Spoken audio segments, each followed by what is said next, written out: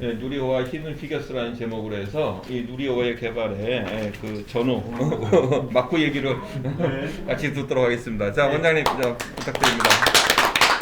네, 이제 좋은 시간 또 좋은 제목 주셔서 감사합니다. 사실 이제 제가 이 최근에 누리호 발사와 이제 관련돼서 신문에서 이제 기고도 좀 해달라고 해서 이제 글도 쓰고 하면서 보니까 사실 항공우주연구소에서 이 누리호 사업을 했지만 사실은 주변에서 이제 많은 이 조력자들이 있어서 이렇게 할 수가 있게 됐습니다. 그렇지만 사실 이제 일반인들은 어떤 외부에서 어떤 조력이 있었는지 사실 이제 그런 것까지는 이제 잘 모르시는데 저는 기회가 되면 이런 그 조력자분들에 대한 여러 가지 공로도 좀 밝혀야 될 필요가 있다고 생각이 됩니다.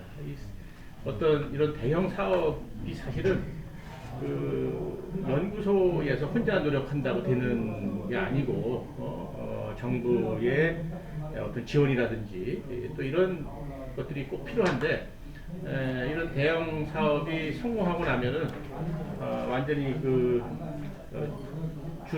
주체한 데만 이렇게 환영을 받는 이런 부분도 이제 앞으로는 조금 개선돼야 될 필요가 있다는 생각이 들어서 오늘 그래도 차에 이제 또 이런 좋은 주제를 주셔서 제가 준비를 했습니다. 사실 이 그림은 제가 고등학교 3학년 때 아폴로 11호가 이제 달에 착륙하는 거를 보면서 우리나라도 이제 나중에 우주 개발을 해야 되지 않을까 하는 생각을 가지고 이제 제가 제 친구 2명이 저랑 같이 이제 달에 걷는 거를 이제 이렇게 그렸고요. 그 옆에 그림은 저게 이제 그 일반인분들은 잘 모르실 텐데 V2 로켓이라고 2차 세계대전 때 독일이 개발했던 로켓인데 저 자료를 얻어 가지고 이제 제가 그 재수하면서 그린 그림입니다. 그래서 나중에 우리가 이런 로켓을 개발해야 되지 않을까 하는 이제 생각을 가지고 이렇게 나름 다루는 이제 준비를 했고요. 제가 기회가 돼서 이제 대학교에 들어가서 쓴 책이 로켓과 우주여행이라는 책을 쓰게 됐습니다. 대학교 2학년 때. 여기에 이제 세계 각국에서 로켓 개발하는 현황, 그 다음에 달나라 갈 때까지 로켓이 어떻게 발전해 왔는지 이런 내용을 제가 학생과학이라는 잡지에다가 이제 연재를 하게 됐었는데 그 연재를 하는 과정에서 이거 단행본으로 만들었으면 좋겠다 하는 또 이런 이야기들이 있어가지고 단행본으로 이제 만들었습니다. 이 책 72년에 출판이 됐는데요. 이 책이 72년에 이제 출판이 되고 출판사에서 정부에서 1년에 한 번씩 우량도서로 선정하는데 거기에다가 냈더니 또 우량도서로 선정이 됐습니다. 그래서 저는 제가 쓴 책이 우량도서로 선정되는 바람에 이제 대학에서 장학금 받아서 학교를 다닐 수 있게 이렇게 돼서 개인적으로는 학생 때 쓰신 거예요? 예, 대학교 2학년 때 나온 책입니다. 네? 아니 천재라기보다는 뭐 좋아하다 보니까 그런데 이제 이런 내용이 사실은 제가 항공우주연구소에서 근무하면서 상당히 큰 뒷받침이 됐어요. 왜냐하면 외국에서 어떻게 우주 개발을 했다 하는 이제 그런 내용을 제가 파악을 하고 있으니까 우리나라는 앞으로 어떻게 해야 되겠다. 학생 때. 이런 이제 그림이 생기게 이제 된 거죠. 그 다음에 이제 저는 미국에 유학을 가서 그 로켓을 설계하는 로켓 엔진을 컴퓨터를 이용을 해서 시뮬레이션하는 이제 그런 쪽으로 이제 박사학위를 받으면서 아까 이제 책을 쓰면서 그 내용을 좀 알고 있기 때문에 한국에서 이제 앞으로 우주 개발하기 위해서는 어떤 자료들이 좀 필요하겠다라고 해서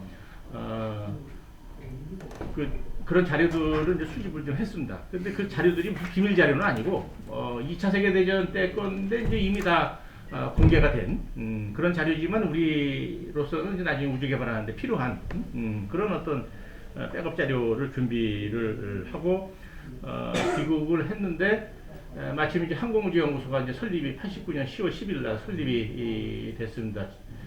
저하고 이제 제 옆에 있는 분은 저 바로 앞에 기관장을 했던 최동환. 어떻게 사진을 보니까 나중에 순서대로 이렇게 기관장을 했던 것 같습니다.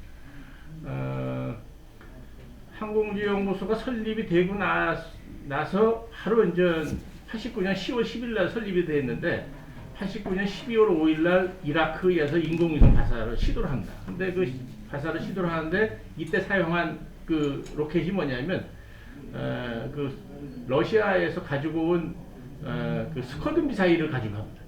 스커드 미사일을 가지고 조합을 해서 이제 위성 발사를 하는데 그때 이미 북한은 화성 6호라고 해서 스커드 미사일을 개량한 이런 미사일을 가지고 있었어요. 그래서 이제 저는 그 이라크에서 스커드 미사일을 이용해서 위성 발사하는 거 시도하는 거를 보면서 북한도 이제 할 수가 있겠구나 하는 그런 생각을 하게 됩니다. 그래서 이제 빨리 준비를 해야 되겠다. 왜냐면 그 미소하고의 관계도 이게 완전히 경쟁적이거든요. 소련에서 한번 발사하니까 미국에서도 이거 안 할 수가 없는 상황이 된 거예요. 그래서 우리도 만약에 북한이 위성을 쏘면은 항공우주연구소가 이제 이거를 계속 준비를 해야 된다 하는 생각이 드는데 마침 또 제가 담당했던 부서가 엔진 개발 담당 부서예요. 그러면 예를 들어서 우리가 그 위성 발사를 한다고 하면은 제가 이제 엔진을 개발해서 그 제공을 해야 되는 판인데 연구비가 너무 없는 거예요. 그래서 이제 제가 신문 기자를 한번 인터뷰를 했어요. 이거 너무 돈이 없다. 지금 북한은 준비를 하고 있는데. 그래서 이제 그 신문이 언제 나왔냐 하면은 1990년 5월 달에 한국 세계일보에 나온 거예요. 나오고 나서 8년 뒤에 북한이 발사를 했어요. 제가 신문에 인터뷰하고 나서. 그러니까 거의 제가 신문에 인터뷰했을 때 북한도 준비를 하고 있었던 거예요, 사실은. 그래서 이제 이렇게 해서 이제 나름대로 이제 준비를 한 게 액체 로켓에 대한 준비를 해야 되겠다. 왜냐하면 이제 고체 로켓은 국방과학연구소에서 개발해서 기술을 가지고 있지만 우리가 미사일 사거리 제한 때문에 사실 위성을 발사할 수 있는 급을 개발할 수가 없어요. 그래서 그러면 액체 로켓을 해야 되겠다라고 해서 이제 제가 준비를 했는데 연구소에서는 다 반대를 했어요. 사실은. 왜냐하면 고체 로켓 기술이 있는데 왜 고체 로켓 기술보다 훨씬 더 어려운 액체를 하려고 하느냐? 뭐 개인적으로 좋다고 하려고 하는 거냐? 뭐 이런 생각인데 저는 이 고체 로켓은 그 미국하고의 미사일 통제 체제에 들어가 있기 때문에 사거리 제한 때문에 이게 안 된다. 이렇게 설명을 하면은 또 반대하는 측에서는 아니 고체 로켓 안 되면 액체 로켓도 되지 안 되지 뭐 고체 로켓은 안 되는데 액체 로켓은 된다는 그런 게 있느냐 증거를 가져오라 뭐 이제 이런 식이었는데 하여튼 어떻든 그래도 액체 로켓이 더 가능성이 많다라고 해서 이제 시작을 했어요. 그래서 이제 95년에 이제 지금 보시는 저런 20cm급 저런 거를 하고 당시에 과기부의 연구개발국장을 모셔가지고 저 실험하는 거를 좀 참관을 시켜드렸습니다. 왜냐하면은 정말 이제 정부에서 결정을 하면은 항우연이 실력이 있는지 없는지 증명을 해야 되니까 이제 저는 미리 초청해서 이제 이렇게 그 실험을 했고요. 뭐 이제 최근에 신문에 이제 180kg서부터 75톤까지 이렇게 30년의 축적 시간이 있었다 하는 건데 이제 어떻든 이렇게 해서 이제 액체 로켓을 항공우주연구소에서 이제 시작을 하게 됐습니다. 첫 번째 실험을 95년 9월 6일에 했는데 한번 들어보시죠. 옛날 생각난다. 이렇게 해서 이제 소형 그 엔진을 첫 번에 이제 실험을 했습니다. 이때 사실은 이제 소리가 안 나와서 그러는데 여기서 이제 카운트다운을 해요.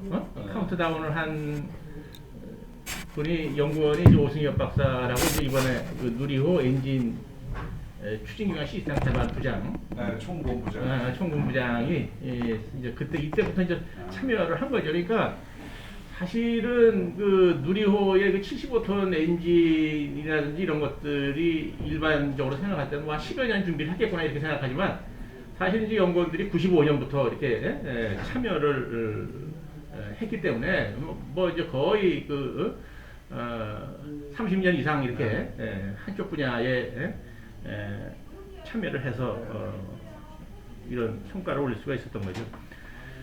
이제 결정적인 것은 그 97년 12월 24일 날 KSL-3라는 액체 로켓 개발하는 프로그램을 그 과기부에서 이제 승인을 해주십니다. 이제 그 당시에 이제 담당 국장님이 이제 정윤 국장님이셨는데, 하여튼 예산처 그 당시 예산처에서 상당히 반대를 했어요. 왜냐하면 이제 이거 한번 시작을 하면은 뭐 이제 몇 조가 들어갈지 모르니까 싹을 잘라버려야 된다 하는 게 이제 그 예산처에서는 생각이었었어요.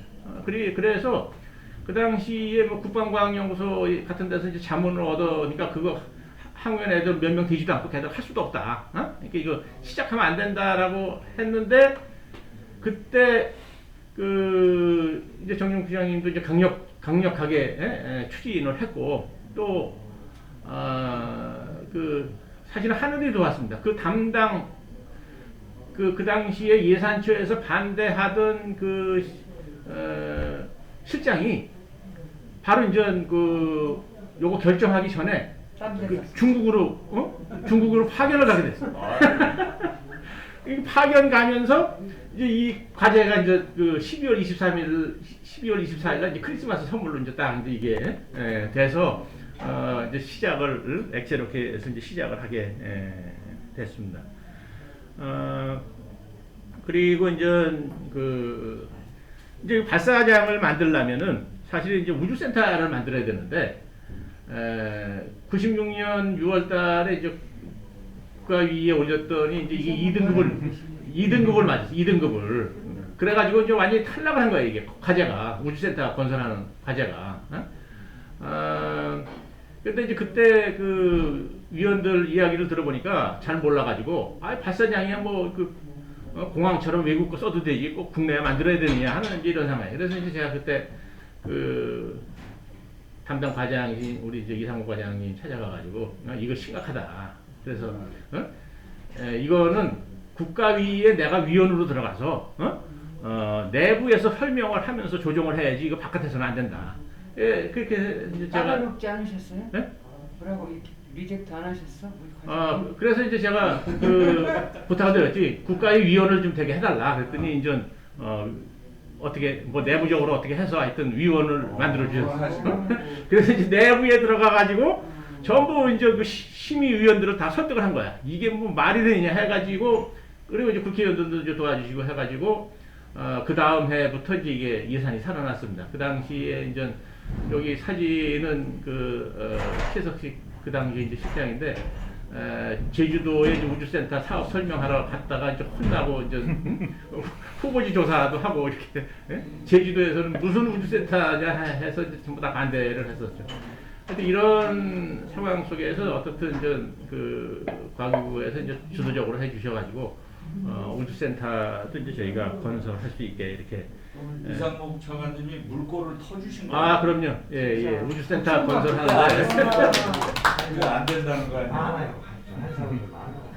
아니, 담당 과장이 제일. 아니, 그래서 이제 제가 이상목 차관님 이제 그 당시에 이제 제가 찾아뵙고 이거 도와주셔야 된다 해서 하여튼 뭐 도와주셔서 이렇게 또 잘 해결이 됐습니다. MTCR이라고 해서 이제 아주 중요한 회의인데, 이게 미사일 기술 통제 체제에 이제 우리가 가입을 하는데, 그 당시에 이제 과기부에서 이제 최종배 서기관이 이제 대표로 이렇게 참여를 했었고, 한국 측 대표는 이제 송민순 국장인데, 우리가 MTCR에 가입하는 것 자체를 국방부에서 반대를 하고 있었어. 들어가 보니까 회의를 하러 들어가니까. 그러니까 국방부에서 반대를 하니까 이게 되질 않아 우리가. 그런데 나중에 알고 보니까 그 송민순 국무국장을 저희 장인어른이 주례를 쓰셨더라고. 그걸 알게 됐어. 이제 그 다음 회의에 가가지고 딱 이야기를 했더니 그 다음서부터는 초반에는 발언도 못 하겠어. 제가 발언하려고 하면은 그 국방부 같은 데서 온 사람들이 뭐 첫 번에 온 사람이 무슨 뭐 이렇게 말이 많으냐고 이제 가만히 듣기나 하라고. 그러더니 그 다음서부터는 다른 사람이 얘기하면 저 최 박사가 좀 얘기 좀 하라. 그렇게 해서 이제 어떤 또 송민순 부장님이 많이 도와주셨어요. 그래가지고 어떤 또 한국적 대표니까 그래서 이제 그 한국이 액체 추진제 로켓은 사정거리에 제한 없이 사용할 수 있도록 하고 이제 이런 MTCR 이제 회원국이 이제 되면서 이렇게 돼서 우주센터도 이제 건설이 이제 가능하게 됐어요. 그래서 우리가 2001년 1월 17일 날 MTCR의 회원국으로 34번째 회원국으로 이제 가입을 했고 그거에 맞춰서 이제 1월 30일 날 이제 후보지 발표를 정부에서 했습니다. 나로도 그러니까 저거 1월 17일 날 저거 안 됐으면 발표도 안 되는 거지. 우주센터 건설도 이제 안 되는 상황인데 저렇게 해서 이제 그 송민순 국장님은 그 이후에도 이제 만날 때마다 그럽니다. 내가 말이야 최 박사 이렇게 크게 우리나라 우주개발에 공헌했는데 말이야 표창장 하나 아니고 언젠가 한번 드려야 돼.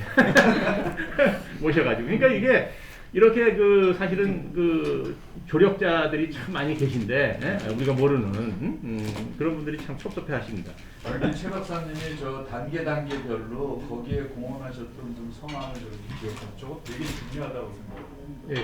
그 저분들이 이런 것들이 연결된 게 그냥 결과만 가지고 하는 게 아니라 그리고 그냥 중간에 액체 저기 추진체랑 고체 추진체 차이를 잠깐 좀 얘기해 주실 수 있어요? 여기는 사정 제한이 없잖아요. 액체는 고체는 있잖아요. 그러니까 이제 고체 그러니까 이 로켓은 추진제가 이제 고체를 사용하는 이런 로켓이 있고 액체를 사용하는 로켓이 있어요. 근데 그거를 쉽게 구별하시려면 보일러를 생각하시면 돼. 보일러의 연탄 보일러는 고체 로켓이고 기름 보일러는 액체 로켓이라고 생각하시면 돼. 네. 연탄 보일러는 연탄을 한번 딱 불 붙여서 집어넣으면 중간에 끌 수가 없어. 화력 조절도 안 돼. 네? 써보셔서 아시잖아. 근데 이제 기름 보일러는 방 안에서 이렇게 그 온도 조절이 충분히 가능하잖아요. 그 대신에 복잡하고 조금 비싸지. 이제 이런 차이점이 있어요. 그래서 성능은 뭐 그 성능도 액체 로켓이 좋아요. 왜냐하면 이 로켓은 연소 시간, 작동하는 시간이 길어야 돼. 작동하는 시간이. 연탄도 예를 들어서 이렇게 연탄 보일러에다 집어넣는데 뭐 30분 뒤에 꺼진다 그러면 30분마다 계속 갈아줘야 되잖아. 이게 얼마나 귀찮아.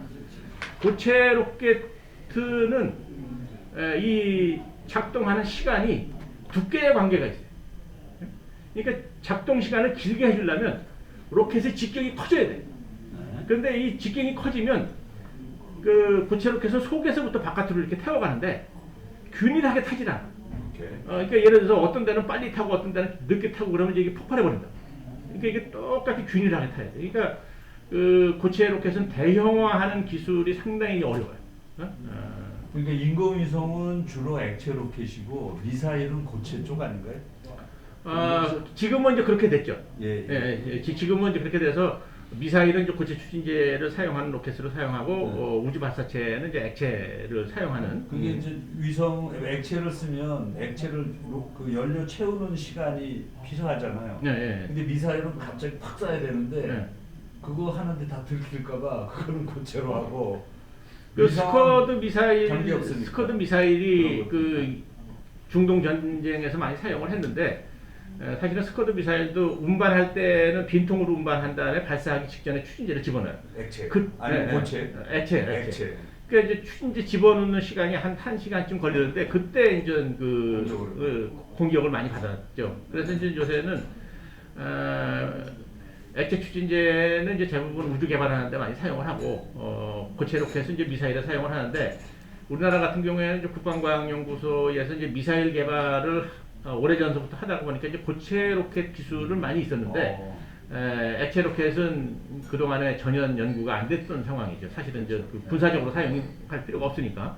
그래서 이제 어떻게 보면 이제 과기부에서 이거를 시작을 하게 이렇게 이제 해 주신 거고. 그래서 이제 그 액체 로켓 엔진을 첫 번에 이제 저희가 설계를 했어요. 설계를 해서 이제 만들어서 실험을 하는데 이제 작은 거는 실험할 수가 있었는데 작은 거 실험하는 거 한번 보여드릴게요. 소리가 날라. 갑자기 소리가 안 나지? 아까 났는데.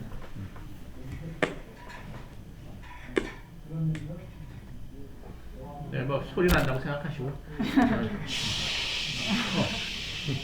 났네. 나는 거예요? 가스 소리 소리야.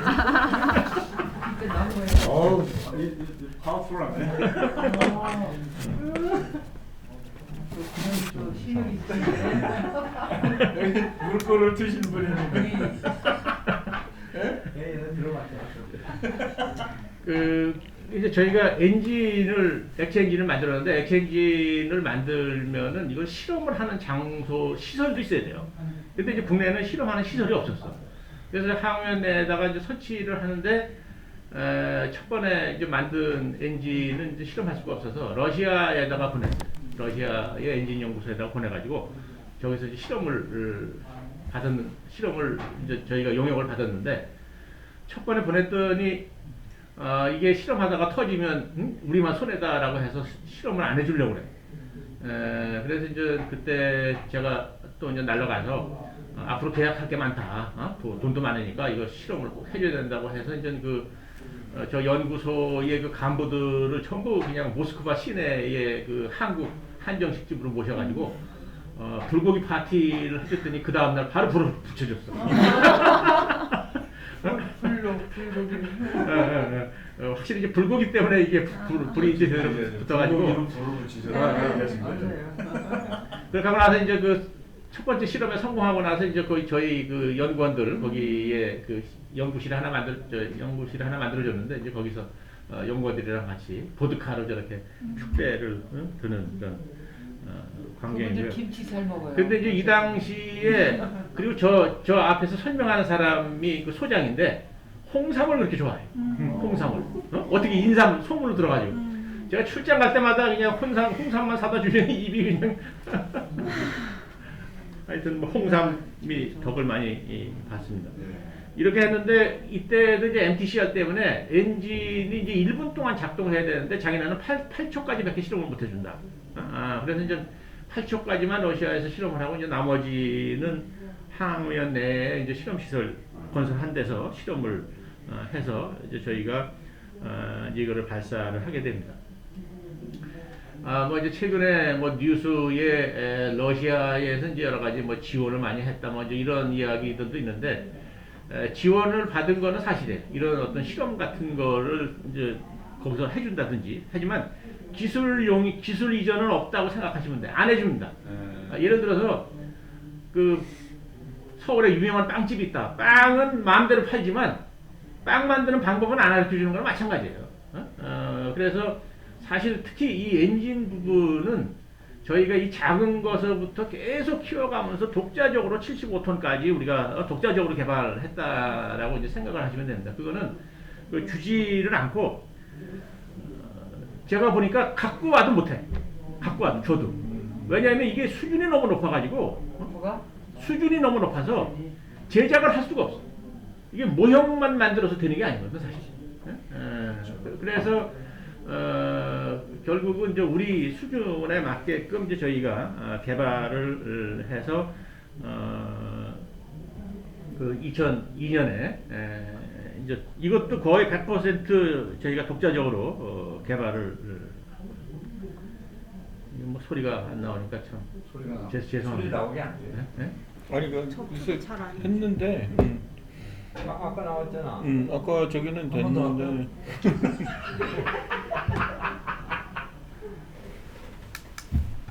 이쪽이 큰 거예요. 이쪽이 큰 건데. 그렇게 지지직 소리가 그, 나야지 나오던데. 네, 맞아요. 아까 우리 테스트할 때 나왔거든. 네. 이거 원래 실험할 때는 되는데 실제로 발사한다는 잘안돼. 페어링. 이게 그냥 그 자막만 보시고. 이게 소리가 나와야 되는 거죠. 2002년. 저 때도 이제 저희가 사실은 그 우주센터가 없어서 국방과학연구소에서 이제 빌려서 실험을 했어요. 저 때는 빌려서 실험을 하고 나면은 저거 다 철거해버려야 돼. 끝나고 나면은. 왜냐면 남 땅 빌려서 하거든. 그 국방과학연구소 그 태안에 가서 쏘지 않았어요? KS 태안에 가서 쏠 때 저거 설치를 하고서 발사하고 나서 다 뜯었어 사실은. 다 뜯어가지고 그 발사대가 이제 이렇게 그 창고에 있는데 그거를 너무 아까워가지고 제가 그 대전에 있는 중앙과학관 그 관장님이 그 당시에 그 누구였더라 하여튼 여기 우리 회원인데 박항식 거기 과학관 가서 관장하셨어. 관장하실 때 이제 제가 얘기를 해가지고 그럼 발사대는 그 중앙과학관에다가 이렇게 설치를 하자. KS3 맞죠? 그래서 이제 그 KS3 실제로 발사할 때 사용했던 발사대는 지금 중앙과학관 그 터에 있습니다. 한번 가서 나 다음에 저 발사대는 지금 그대로 남아 있습니다. 발사대에다가 로켓 하나 만들어 가지고 저게 처음으로 로켓 우리가 개발된 엔진으로 쏘아 올린 거예요. 그렇죠. 액체 로켓으로는 처음 이제 발사를 해서 이제 올린 거죠. 나머지는 그냥 엔진만 시험만 했다가 그렇죠. 실제로 로켓이 네, 네, 하늘로 네. 올라간 건 처음이에요. 예, 이제 사실 이번에 누리호 발사하는데 참여했던 연구원들이 한 300명 정도 됐는데 저때 참여했던 연구원들이 30명이 그 30명이 주축이 돼가지고 사실은 이번에 이런 일을 할 수가 있었던 거예요. 그러니까 이게 그때 이번에도 박사님이 관여하셨어요? 저는 이제 은퇴했고요. 저 때만 젊으시다. 누구세요? 왜 이렇게 미남이시고? 지금도 아주 좋으시긴 한데 저째는 더 좋으시죠. 완전 미남. 그건 그건 다 마찬가지입니다. 아이고 그렇진 않아요. 젊었을 때가 다. 그래서 이제 제가 사실은 저 KS3 발사 성공한 덕에 이제 사실은 항우연 기관장이 돼서 이때 이제 제가 그 항우연 원장이 되고 나서 한 일이 앞으로 우리가 독자적으로 발사체 개발하기 위해서는 추력 30톤급의 그 고성능 엔진을 개발해야 된다라고 해서 저거를 저 엔진 개발을 착수를 시켰습니다. 팀을 만들어 가지고 항우연 내에다가 근데 이제 항우연은 저런 거를 독자적으로 할 수 있는 예산이 있습니다. 과기부에서 안 받아도. 왜냐하면 1년 항우연 그 제가 원장할 때 1년 예산이 한 1,500억 정도 돼요. 1,500억 되면은 늘 1,500억 정도는 은행에 잠겨 있어 이게. 잔고가 늘 1,000억은 넘어. 그 돈은 어디서 나왔어요? 아니 그러니까 계속 그 매년 연구비 그 정부에서 받는데 그거를 뭐 1월 1일을 받았다 해서 1월 2일 날 다 쓰는 게 아니야. 그게 거의 그 연말까지 가서 은행의 잔고가 거의 1,000억 이상은 늘 있어. 그러면 이자만 해도 1년에 은행에서 나오는 이자만 해도 한 100억에서 한 200억쯤 돼요. 그 돈을 가지고 이제 저렇게 그 자체적으로 어떤 필요한 엔진 개발이라든지 뭐 이제 저런데 그때 이제 투자를 해서 그 엔진 개발을 착수를 할 수가 있었죠. 저는 제가 이때 그 항우연 원장으로 있으면서 이제 이런 엔진 개발하는데 시간이 많이 걸리는 이런 엔진을 그때 개발을 시켰으니까 이번에 누리호 발사가 있었지. 그때 저거 안 했으면 뭐 누리호는 발사는 없었을 거로 생각을 합니다. 이때 벌써 2003년부터 그 시작을 한 건데 2003년부터 했으니까 벌써 엔진 개발만 해도 20년 이상 이렇게 시간이 많이 걸린 거죠. 그래서 이제 그때 제가 두 가지 일을 했는데 하나는 엔진 개발하는 거 하고 추진 제통 제작하는 거. 저 두 가지는 계속 시켰어요. 왜 저걸 그때 그 시작을 했냐면 KS3 개발하면서 참여했던 산업체 있잖아요. 그 업체들도 과제가 조그맣든 어떻든 하여튼 계속 하지 않으면 다 없어져 버린다. 그렇죠. 그러니까 산업체들이 이제 계속 액체 로켓 관련된 일을 시키게 하기 위해서라도 하여튼 엔진하고 추진제통 개발을 이제 계속 그때 그렇죠. 자체적으로 이제 시킨 거예요. 이렇게 해서 이제 그 시작을 했고 이제 그때 이제 우주센터 건설도 과기부에서 1년에 예산 어느 정도 받으셨어요? 저때요? 네. 거의 한 1,000억 정도. 1,000억 정도. 1,000억에서 나중에는 제가 3년 원장 끝날 때는 한 3,000억까지 받았어요. 3,000억. 어. 1,500억에서 3,000억. 뭐 항우연 예산은 뭐 거의 90%가 과기부 거니까. 그러면 3천억이 그 다음부터는 더 들었겠네요. 원장 끝나시고 나서도 계속 증가. 그 다음부터는 뭐 저희 원장들이 역할을 많이 안 했는지 하여튼 계속 줄어들고 막 그래가지고 어. 지금도 한 6, 7천억 정도 되나? 근데 어쨌든 이제 이때 우주센터 건설을 이제 본격적으로 하게 됐고요.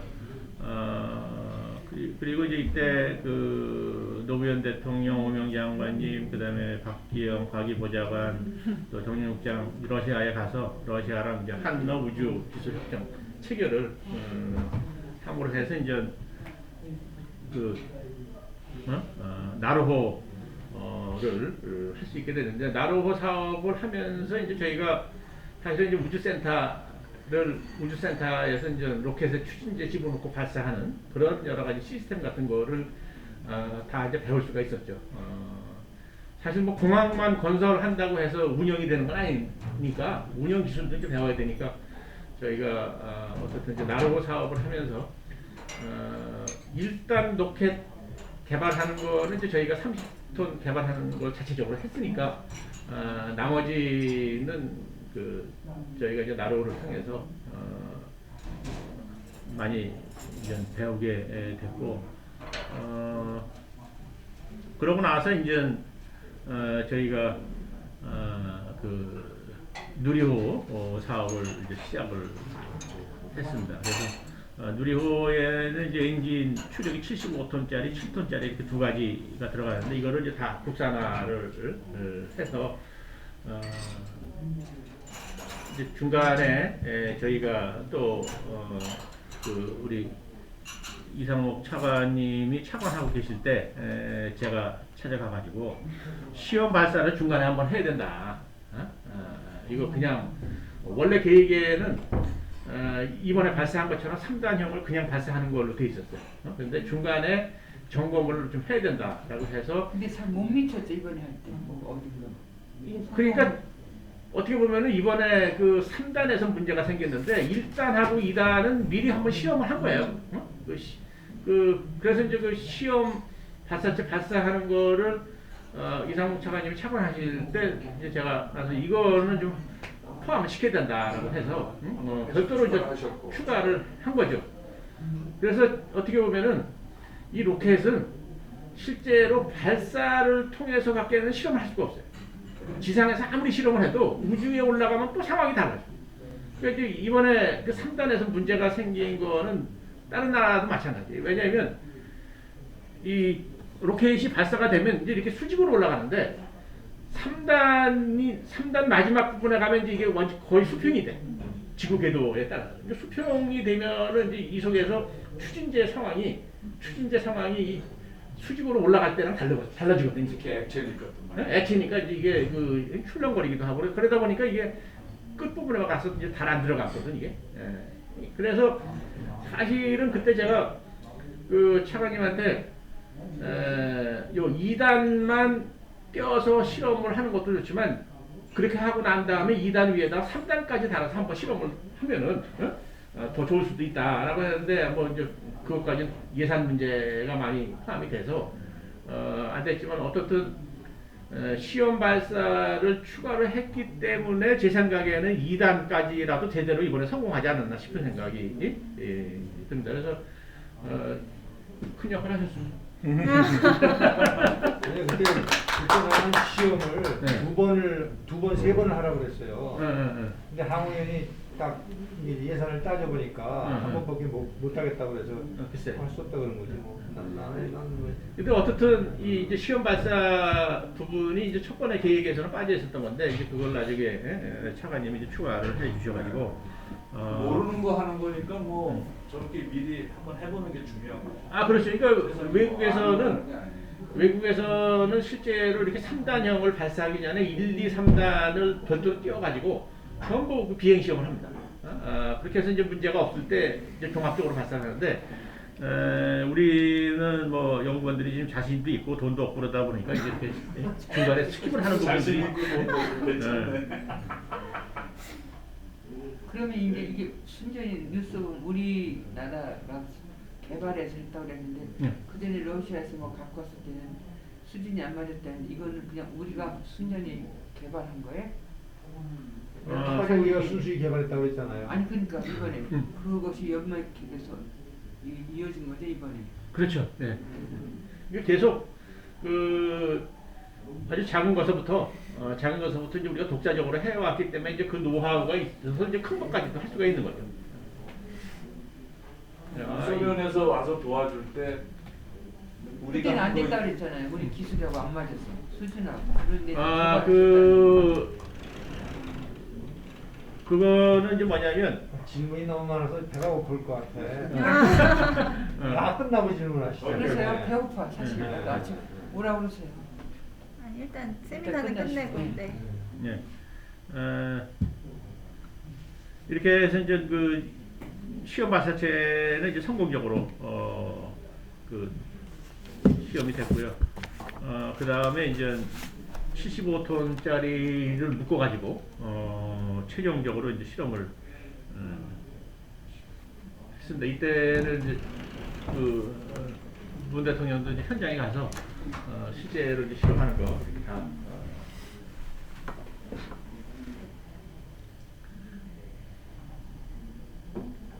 시작하실 것 같으니까 이제 중간에 뭐 다 보셨다고 하고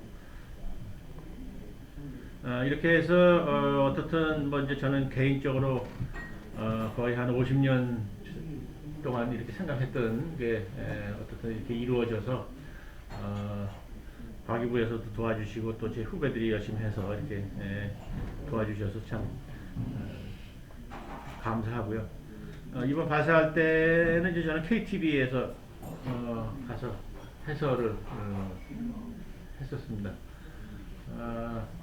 제가 해설한다고 그러니까 이번에 그 대통령 현장에 참석했는데 그 앞에 모니터를 놓고 제가 해설하는 것만 또 이렇게.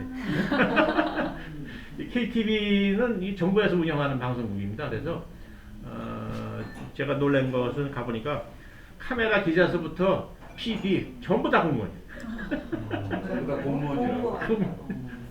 이게 옛날에 그 대한뉴스 만들던 그 팀이 지금 그거 하고 계시더라고요. 네, 요거 이제 발사 이번에 하는 거 보시고. 이 소리가 나와야 멋있는데 말이야. 이게 무성 영화로. 원래 저런 건 무성 영화로 가야 더 같아요.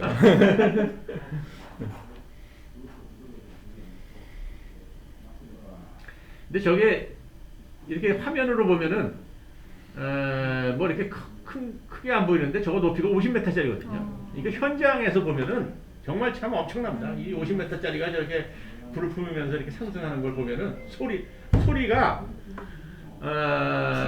저는 이제 외국에서 발사하는 것도 이제 여러 번 가서 봤는데 소리가 그 천둥 소리가 계속 이어진다고 생각하면 돼. 그러니까 하늘이 거의 뭐 이렇게 찢어지는 소리 같은 게 이제 계속 그 로켓에서 나오면서 이제 이렇게 상승을 하거든요. 저 위에 보면 불꽃이 밑에 거하고 두 가지가 있죠. 그 위에 거는 터빈을 돌리는 불꽃이에요, 저게. 왜냐하면은 터빈을 돌리는 거는 이게 온도가 높으면 터빈이 녹아버려가지고 거의 불완전 연소 비슷하게 시켜가지고 화형 온도를 떨어뜨린다. 그래서 이제 두 가지 색으로 이제 저렇게 있는데 어떤 사람들은 저거 보고 뭐 고장난 거 아니냐 하는데 저게 좀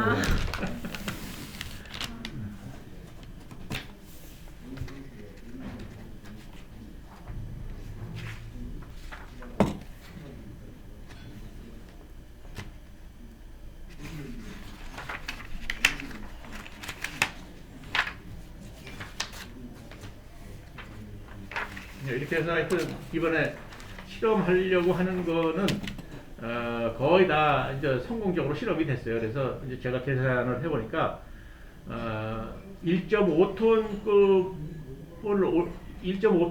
인공위성을 700km 궤도에 올리는 거를 목표로 해서 설계를 했는데 이번에 나온 거는 한 1.3톤까지 올릴 수가 이번에 된 것만 가지고도 1.3톤까지는 올릴 수가 있더라고요. 그러니까 그 얘기는 뭐냐면 설계 성능의 90%까지는 이번에 실험이 된 거예요. 그러니까 90% 나오면 뭐 성공이라고 볼 수가 있는 거죠. 그 시험 발사로서는. 이 시장 하신데 빨리 끝내겠습니다. 이렇게 해서 오늘 그 강연을 마치기로 하겠습니다.